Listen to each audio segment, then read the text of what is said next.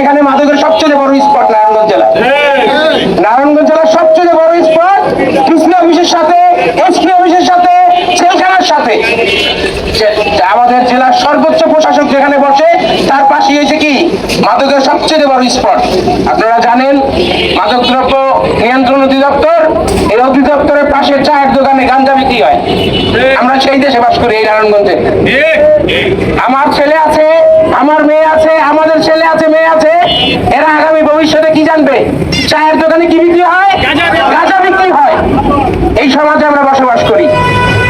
এই নারায়ণগঞ্জের মাটিতে আরেকজন মাদকের ডন ছিলেন শামীম ওসমান।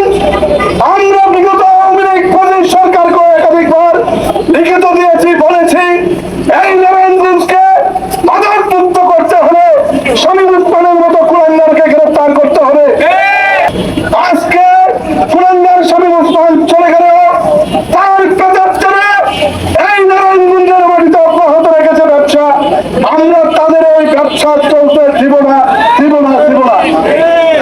মাদক সেবী হয়ে আমাদের মাদক প্রতিরোধ কর্মীকে হত্যা করার উদ্দেশ্যে যে পায়তারা করতেছে তাদের বিরুদ্ধে কঠোর থেকে কঠোর আন্দোলন গড়ে তুলতে হবে, তাইলে তারা নাকে কানে তাদের সজাগ হবে।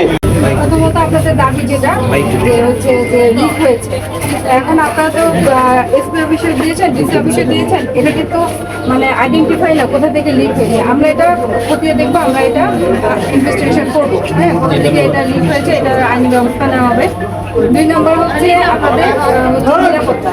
ঠিক আছে, আপনাদের যেখানে আপনাদের যাদের যাদের নিরাপত্তা সমস্যা হয়েছে আমরা সেটা আমরা থানায় বলবো, আপনাদের প্রয়োজনীয় ব্যবস্থা নেবে। আর 3 নম্বর যেটা বলেছেন যে মাদকের বিরুদ্ধে অভিযান, সেটা কিন্তু আমাদের চলমান রানিং চলতেছে। গতকাল রাতেও কিন্তু একটা অভিযান হয়েছে, এর আগে 2টা ব্লক রেড হয়েছে। এই অভিযান কিন্তু চলমান চলছে আমাদের।